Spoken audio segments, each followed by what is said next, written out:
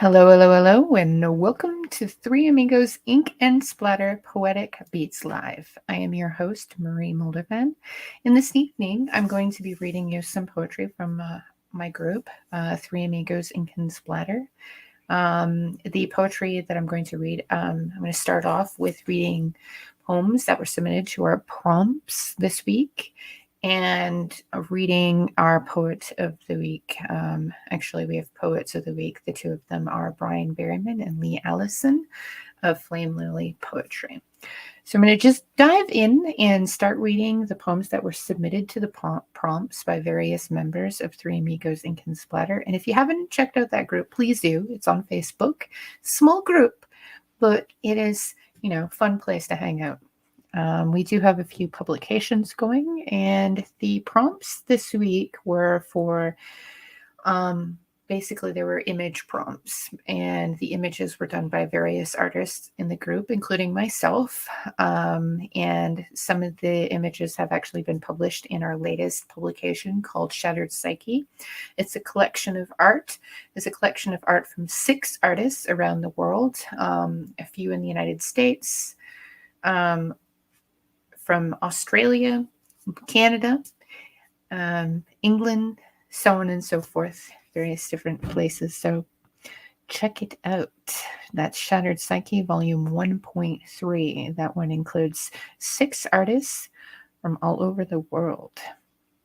Anyways, the first photo prompt, actually, it's a painting prompt, was done by myself, and the title of that image was Medusa. And it's an abstract piece that I created, which basically depicts Medusa with a sword through her neck, coming out of the top of her head. And we have a few submissions to this prompt. We'll start with the first person. Jungle Daze is the handle, his Facebook handle, Jungle Daze. If you haven't checked him out, you should. He's an amazing poet. He touches on the sensual side of poetry and can be kind of risque at points, but I think you would enjoy it if you checked him out. Like, once again, his Facebook handle is Jungle Daze. The poem that he submitted to the Medusa image prompt is Twisted Movements. Twisted movements, a complex dance of dreads, triggering wanton desires of broken faith, cold eyes of deception, hallowed and projected into the stone, where time finds airless joy and the mind melds alone. We understand that life's trials, bound in misanthropic denials, train our future to disrespect a past, that gods and demons demand we forget. Look not unto, or into the serpent's gaze. Desire not its venom or power, for within the mystic fear finds its pain. To view the shadow's glance, one must first find the light. With open arms accept the fight, and endless spread our wings within fright or flight. Once again, that poem was by Jungle Daze. He is a moderator for our group Three Amigos Ink and Splatter. So to Jungle, I would like to say thank you very much for the time and the effort that you put into our group to make it so wonderful. The next poem is by Gulio Magrini. And he basically dedicates it to the small press publishers, Mike, Red, Don, Steve, and many others who help. Mike being Mike Sohn of Dumpster Fire Press, Don being myself, Marie Dawn, and Steve being Steve Cott of Inspired. Let the heavens tumble garlands upon them. They are the virtuous instigators of splendor and enchantment. They perpetuate the propositories of dreams, a smattering of schemes and imaginings of illusionists. Kindly and maternal, we are embraced in their arms. When they accept our work and we shoulder their quiet reprimands, when our work is rejected during that time of sensorial consternation, when our souls scream in agony and trembling, our exclusive offering and grace of the universe received by nurturing publishers, withholding a treat for correction, unsuitable damaged creations in fourth dimension errors. Publishers sigh, they wait. A repetition of the rules of submission follows, which poets recognize as their pebbles and tenets of art. The pitch of a publisher's sobs may be heard by wolves who lurk in the woods of active voice. Small presses clank in the hills with nonsensical names and twaddle, because after all we are under the umbrella of writing. Everything is understood, comprehensible, permitted. If not here, where? The continual and the covenant sobbing of poets, such a sweet release. Is it not lovely for the muse? Heard in a lower, more accessible register, by everyone within a range of annoyance, and in need of an audience or event for the inner me? What a wonder to have these venues for the masses, readily visible on social media, liking others to like themselves. The improbability of the gerrymander verse of the poets within the publishers, who we all know are doing what they do for the ethereal and the indivisible love we all share. We live with the distillate of gentle writers, offering their prayers in verse that art is the answer. Astride to the light of understanding, will our declarations soar in the heavens or hurtle to the ground in conquered ashes?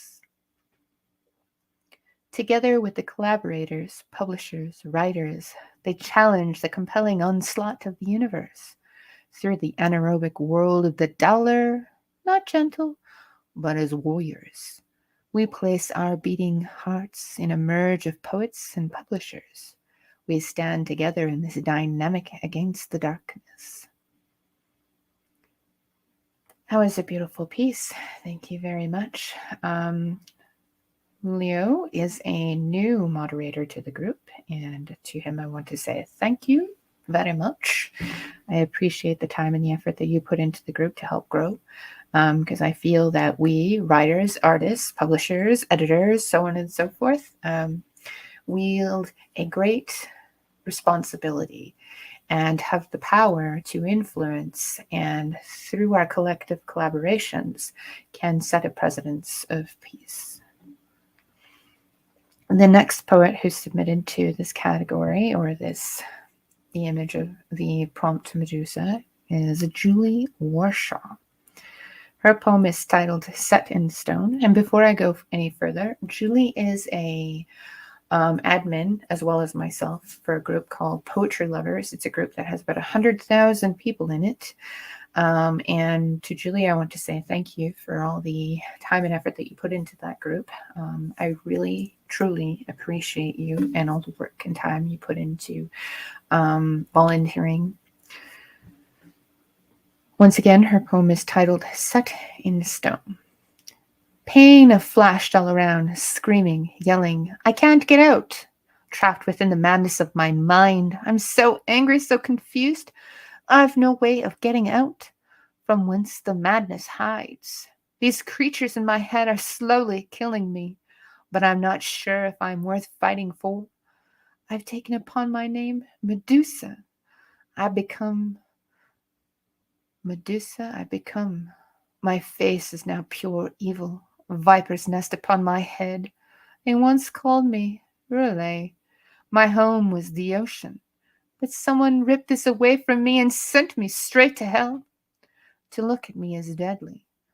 For in one glance I will destroy you and immediately cast you to stone. I feel no remorse at what I do, as I have become who I am.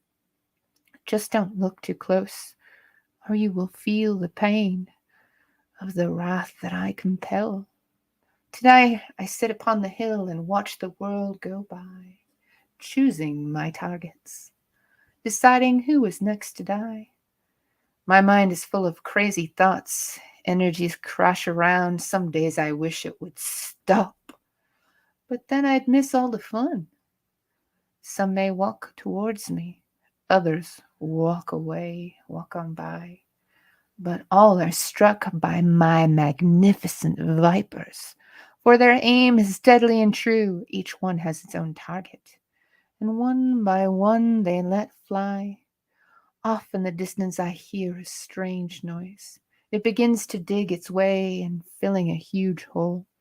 The ocean, my ocean, just look at it there.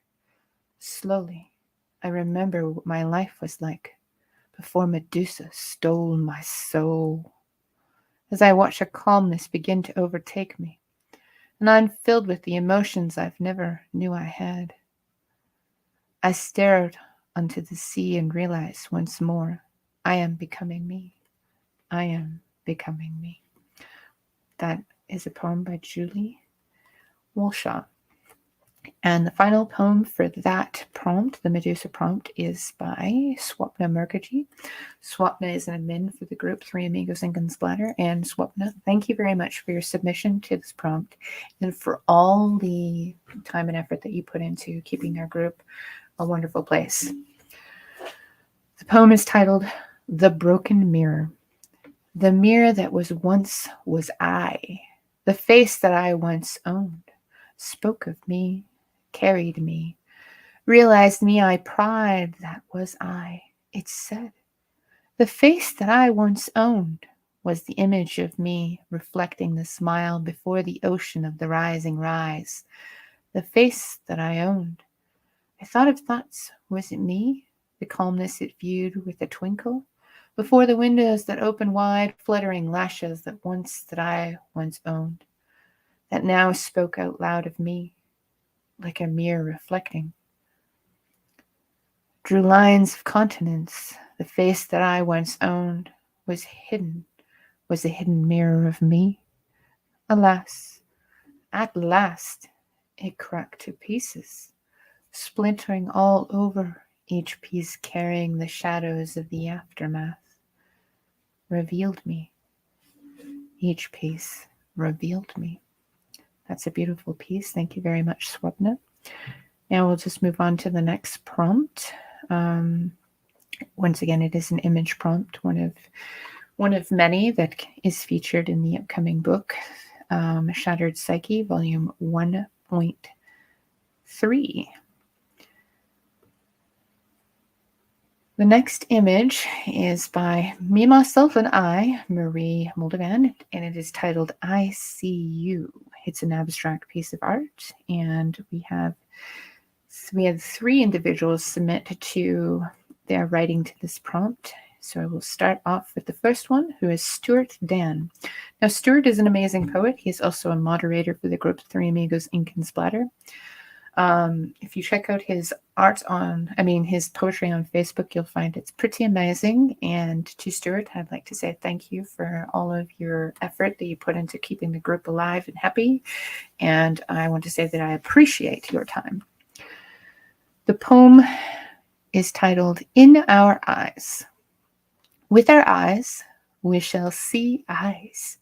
Images captured at a multitude of times, millions of them as they will see us, like hands upon a clock as its hours chime, each passing moment a fleeting glimpse, memory made, often instantly forgot, others imprinted in our mind that will stay with us no matter what.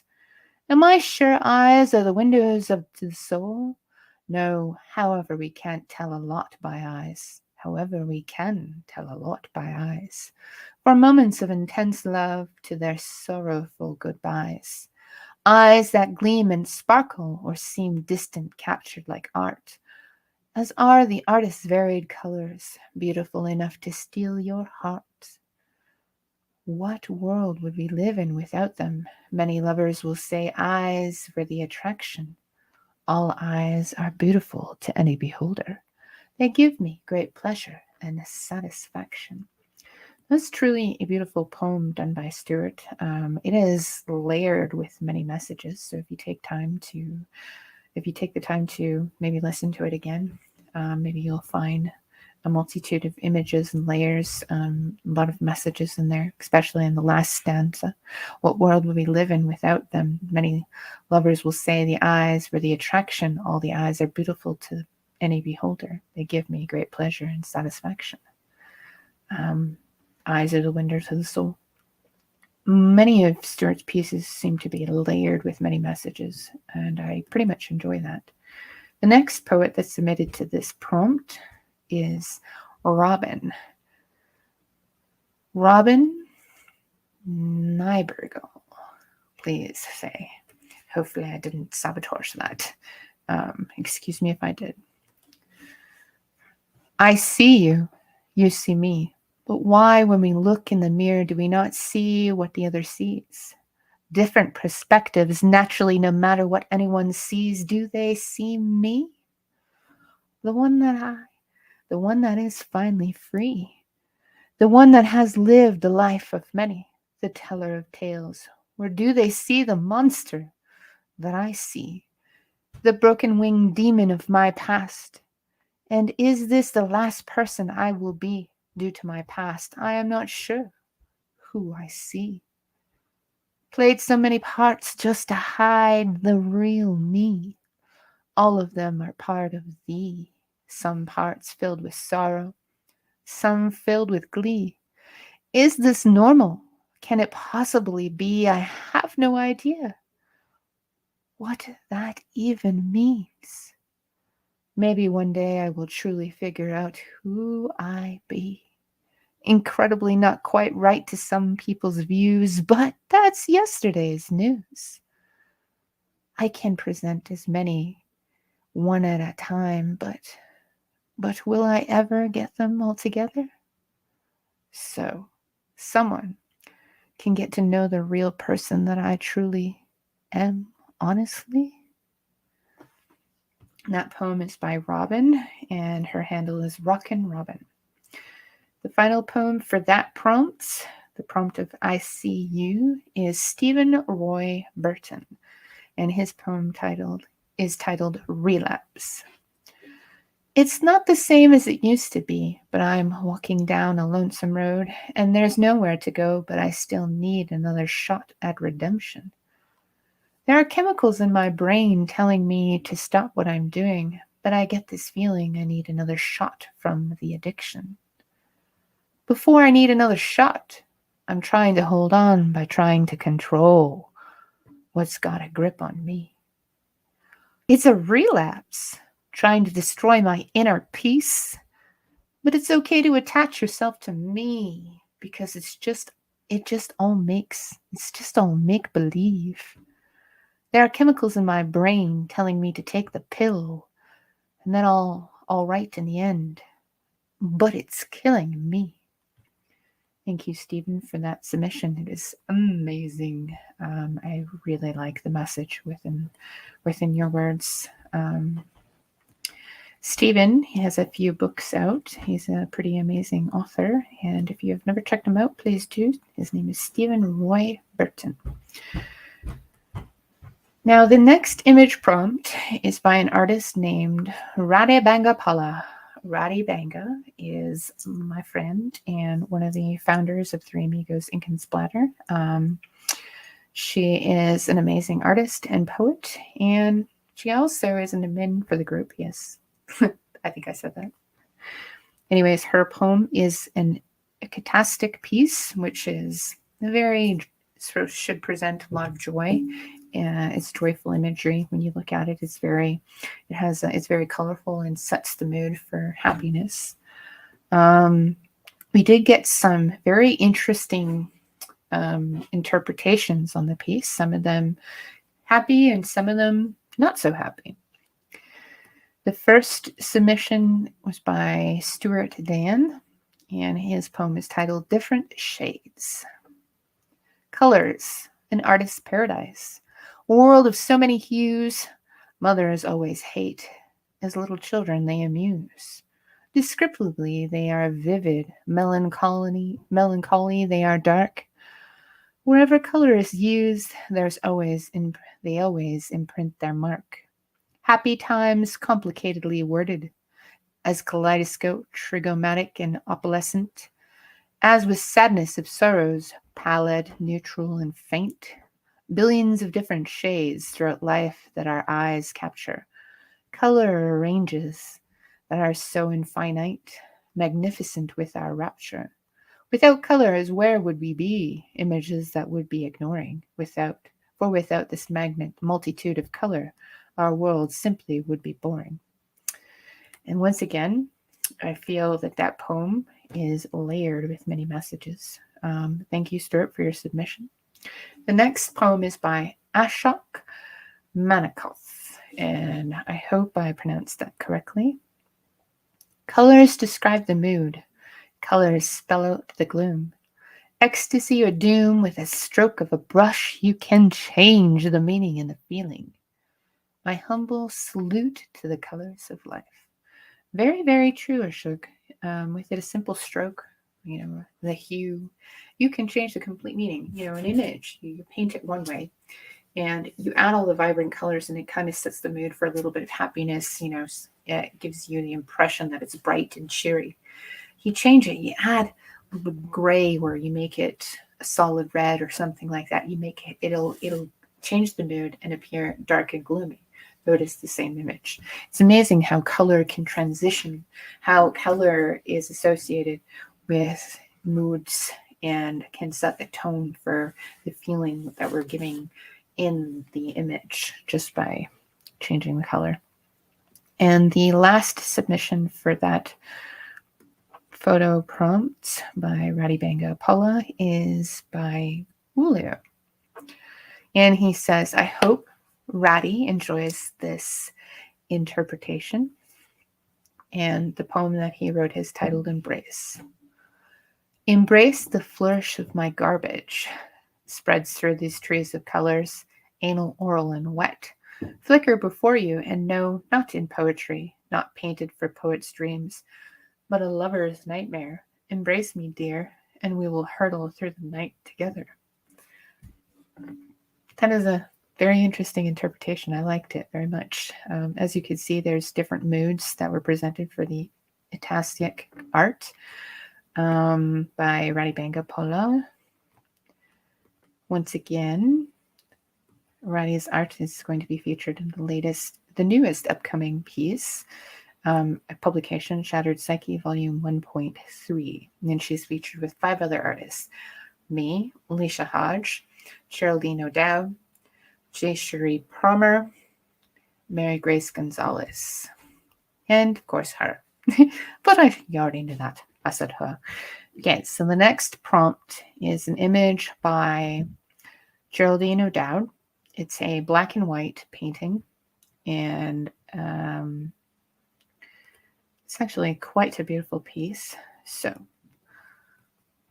the first submission to this prompt is by Randy Hayes, titled Poison Flower. This piece is sad. So I'm just going to warn you up front. It's pretty sad. It brings forth a lot of emotion. The bird drank from the poisoned flower. Her feathers drooped. She was dead in an hour. I stooped down. I scooped her up. I dug a hole, placed her in a cup. I took the blossom that had done the deed, dried it out, saved the seed. In the bottom of the hole, the poor dead bird had learned her role. In the orifice I tossed the seed. They grew strong, had all the needs.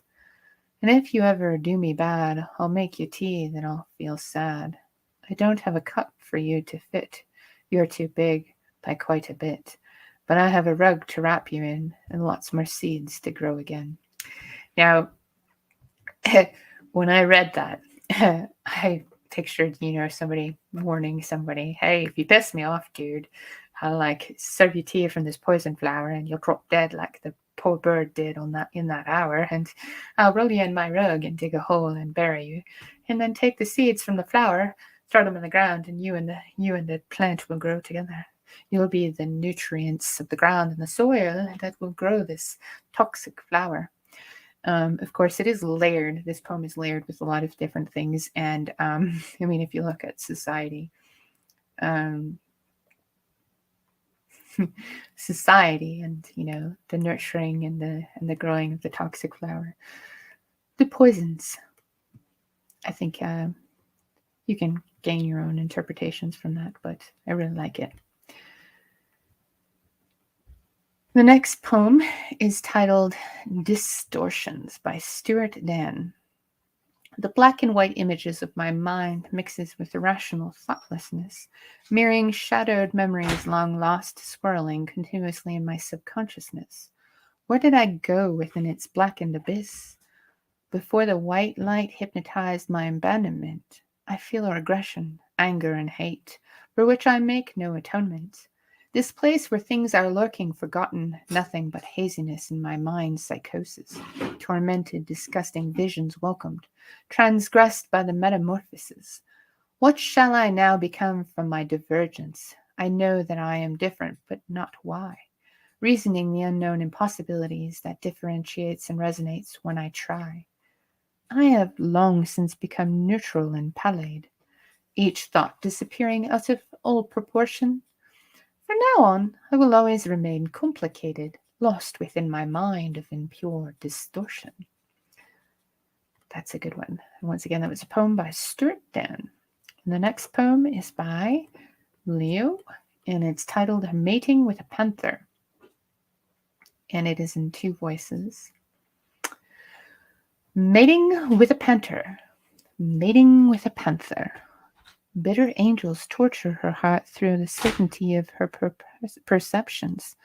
Her translucent skin bears shadows of sinister mysteries, offer ambiguities to be solved by qualified men of good breeding.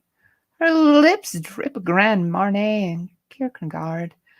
He thinks she has chosen to sweetly kiss him. Her eyelids begin to close, imperceptibly, like the footsteps of a panther in the night. Unfortunately, the formatting didn't display as if it was 2 voices, so I might have butchered the poem, and for that I ask forgiveness. And the next poem is... Actually, we're just going to move on to the next prompt. I think there's one more prompt, if I believe. If not, we're moving on to the poet of the week. No, that is it. We have finished all the poems that were submitted to the prompts this week, and such wonderful pieces they were. Thank you very much to all those who submitted to this week's poetry prompts. I truly appreciate it, and thank you to all the artists that submitted. Kind of ironic, I'm thinking myself, might as well pat myself on the back while I'm at it. We'll move on to the poets of the week. This week's poets are Leigh, Alison, and Brian Berryman. We did have a few other poets of the week that I did miss because I was away for a little bit, recuperating for multiple reasons, both health and mental. So the poem that I'm going to read of Brian's, actually, it's a really short one, and once again, Brian and Leigh, they have a page titled Flame Lily Poetry. So I'm going to read one of Brian's pieces, and then I'll read one of Leigh's pieces, and then I'll see if I can find a collaborative piece to close the podcast off with. This is a really short one by Brian. They say a poet finds his voice by bleeding ink upon the page born of pain and loss. What if a poet finds his voice without that pain and only knows light and love? It's an intriguing piece and a very interesting question. What if? Truly interesting. Okay, if you bear with me, I'll just go find Flame Lily Poetry, and I will pull up and see if I can find a piece by Leigh. Now, Leigh and Brian are amazing artists. I'm just going to say that. They are amazing writers. They're truly adorable couple, and I am very happy for them that they have found each other because, I mean, they deserve the everybody deserves happiness. And they seem to have found it within each other. Okay. So I guess I'll read a collaborative piece by the two of them before I go search for one of Leigh's. Now, the collaborative piece is done in two voices. First Brian's, then Leigh's. I fix things. It's my nature. It's what I do. So when you came into my life and gave me your trust and showed me your broken heart and fractured soul, I knew what I had to do because you had already begun mending me. That first voice was by Brian. Now the second voice. You're a tinkerer, a mender, a fixer of broken things, so it's only natural that you took my heart and tended to all the broken pieces. Now you hold it in your hands, and it's the safest it's ever been.